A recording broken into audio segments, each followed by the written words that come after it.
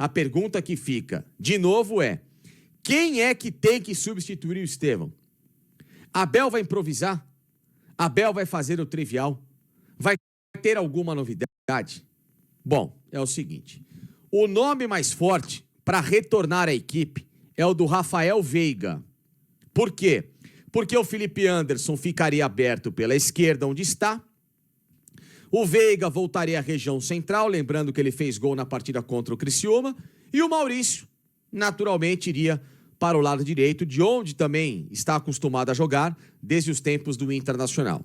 Então, essa é a tendência para o jogo do próximo domingo contra o Atlético Mineiro.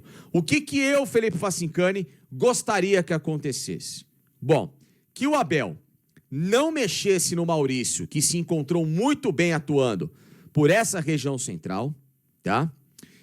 Que o Abel colocasse o Felipe Anderson, que é um outro especialista, melhor ainda que o Maurício, para fazer essa função no lado direito do campo, na vaga do Estevão, e ali, no lado esquerdo, que o Abel desse uma oportunidade de verdade ao Rômulo, que é um jogador que, para mim, toda vez em que entra e vai bem, acaba sumindo dos próximos jogos, de forma inexplicável. Chega de insistir com esse Lázaro, que nem tem que ter o empréstimo dele renovado no final do ano, jogador fraco.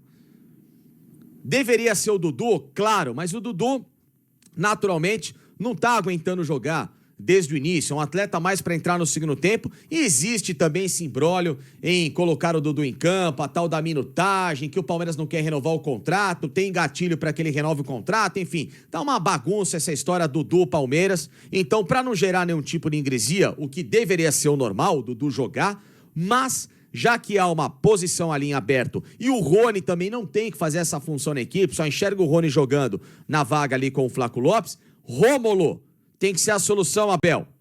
Dê uma chance de verdade para esse menino. Ele é bom de bola.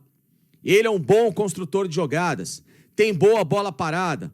Um atleta que, com a própria característica do Felipe Anderson, vai ajudar o Palmeiras a se tornar criativo ali naquele lado esquerdo do campo.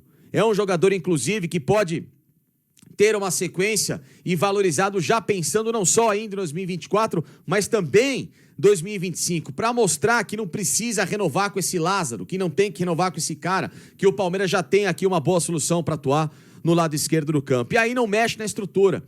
E aí o Palmeiras fica com um especialista pela ponta, que é o Felipe Anderson, mantém aquele que está jogando muito bem, que é o Maurício, e obviamente coloca o Rômulo para jogar. Ah, mas o Rafael Veiga. O Rafael Veiga, hoje, me desculpe, tem que ganhar a bola dele com muito mais sequência entrando no decorrer da partida se quiser voltar à titularidade. O Veiga, depois que saiu do Palmeiras, o time, melhorou. Zé Rafael, da mesma forma, quando saiu, o time melhorou.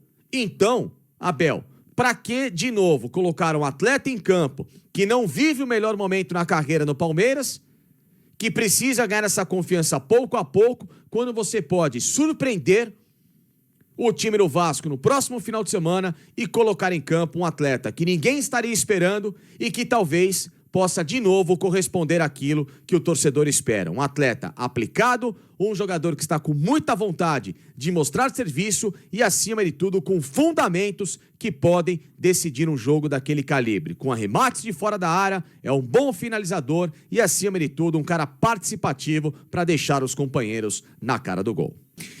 Pessoal, o Palmeiras me parece que não consegue ter um dia de paz, em 2024. Pelo amor de Deus. O time engrena uma boa sequência recente no Campeonato Brasileiro. São 4 vitórias consecutivas, apenas um gol sofrido. Vem de 2 goleadas nos últimos 3 jogos. 2 goleadas por 5-0 contra Cuiabá e também contra o Criciúma. Uma vitória boa fora de casa. Jogou bem contra o Atlético Paranaense por 2-0. Isso sem contar o único gol sofrido nessa sequência, também de vitórias para o São Paulo em casa, na vitória por 2-1. Um clássico importante que o Palmeiras conseguiu ali dar um grande respiro nesta competição. E, obviamente, quando tudo parece estar entrando nos trilhos, time encaixado, jogadores se recuperando de lesões, o meio-campo que demorou para ser escalado, é verdade, mas pelo menos agora funciona com Felipe Anderson, Maurício, Estevão. Ou seja, o Palmeiras nadando de braçada e vem uma semana com problemas completamente desnecessários. Primeiro, a história do Caio Paulista, que veio à tona da ex-mulher, que o acusou, fez até boletim de ocorrência por agressão há alguns meses. Caso que agora está sendo investigado. Jogador que no próximo domingo não vai atuar porque está suspenso. Mas uma história que inclusive nem se descarta que ele possa ser afastado para cuidar do caso, obviamente com novidades que possam surgir pela frente. Se essa história, então, se tornar muito maior, muito mais cabeluda do que por enquanto já está sendo, até o Palmeiras tem que tomar uma decisão radical com o jogador. Obviamente que isso, por enquanto, tudo uma hipótese, nada definido. Mas, enfim, é um problema que se tornou, nessas últimas horas, aí uma dor de cabeça, não só para o atleta que estava jogando bem. Inclusive, o Palmeiras conseguiu encontrar momentaneamente um substituto para o Piquerez, que está em recuperação de lesão, né? Não era para ser o Vanderlan, foi lá o Caio Paulista, fez bons jogos e aí acontece esse tipo de problema. E que ele, obviamente, está envolvido. Então, vai ter de dar algumas respostas aí para tentar tirar de cena essa situação.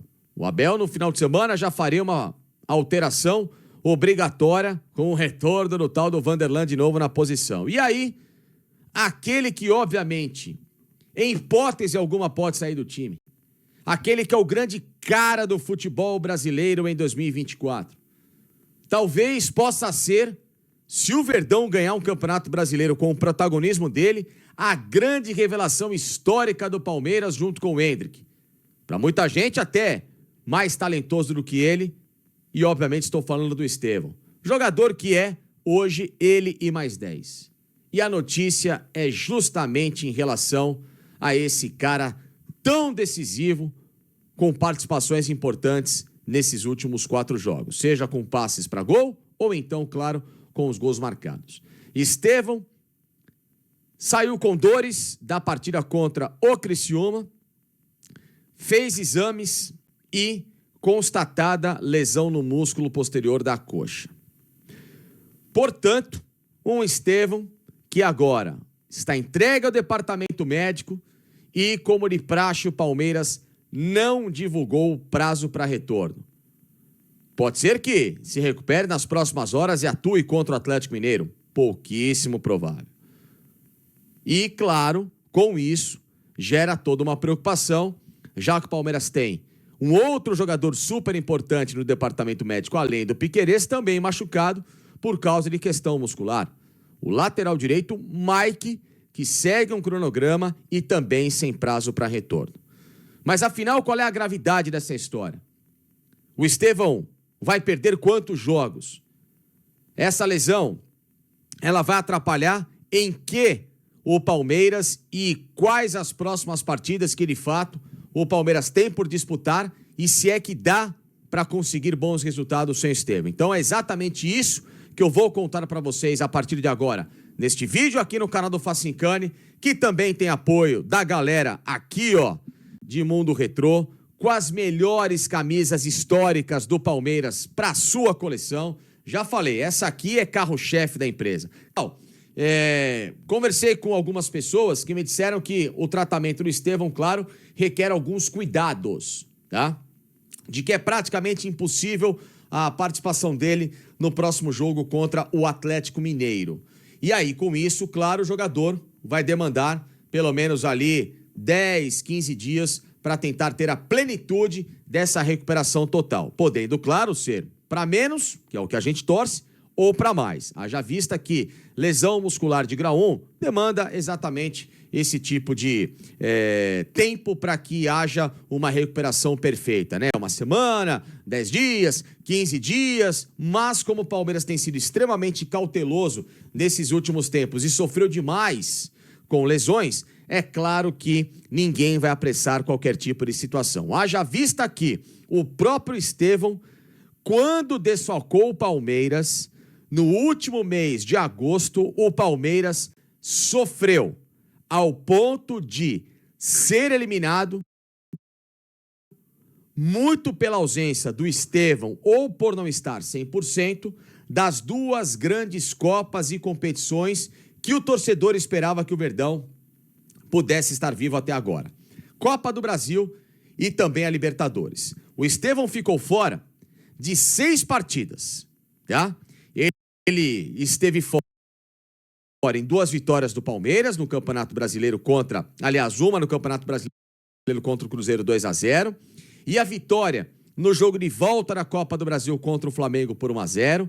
Ficou de fora em 2 empates do Palmeiras contra o Internacional por 1-1 e também o Flamengo por 1-1, também pelo Campeonato Brasileiro, e 2 derrotas que foram cruciais para que o Palmeiras hoje não estivesse na liderança do Campeonato Brasileiro ou então fora da própria Copa do Brasil. A derrota por 1-0 fora de casa para o Fluminense, que o time não jogou nada, e também o 2-0 em que o Palmeiras jogou pior ainda na ida da Copa do Brasil contra a equipe do Flamengo. Portanto, olha só a importância que teve essa ausência do Estevão no desempenho de uma equipe que agora com ele voando baixo está 100% em 4 jogos do Brasileirão e que sem ele o time viveu de altos e baixos. Ainda sem contar que o Estevão esteve em campo baleado no empate em 2-2 contra o Botafogo no jogo de volta das oitavas de final da Copa do Brasil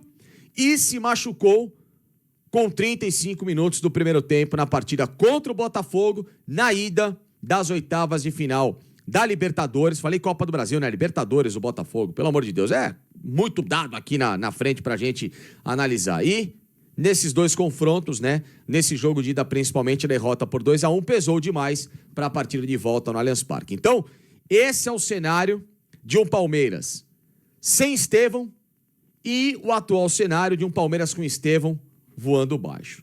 Só que, no próximo domingo, o Palmeiras vai ter o jogo contra o Vasco da Gama, em Brasília, tá? Partida em que se espera que o resultado seja feito em favor do Verdão, em que o Palmeiras, para mim, mesmo com esse momento bom do Vasco da Gama, é favorito. Depois, no outro sábado, Campinas, Palmeiras joga contra a equipe do Atlético Mineiro e meio da semana, antes da data FIFA, que vai ter a pausa em outubro, partida contra o Bragantino, dia 5, lá em Bragança Paulista. Então, o Palmeiras tem 3 jogos contra adversários. Um está no momento ruim, que é o Bragantino, e outros 2 em um momento melhor. Um Atlético Mineiro que está com a cabeça nas Copas, empolgado pelos bons resultados, e o Vasco da Gama, que está numa crescente no Campeonato Brasileiro e também vivo na própria Copa do Brasil. 2 times que vão ser pesados, e um Palmeiras sem o Estevão, é claro que vai sentir demais. Tem o jogo contra o Bragantino, que o Palmeiras tem se criado recentemente lá em Campinas, haja vista no Campeonato Paulista deste ano. Aliás, Campinas não, Bragança Paulista. E a pergunta que fica claro é: tem a data FIFA, que pode ser favorável, são 15 dias parado e depois o Palmeiras volta a campo para pegar o Juventude lá em Caxias do Sul no dia 20 de outubro.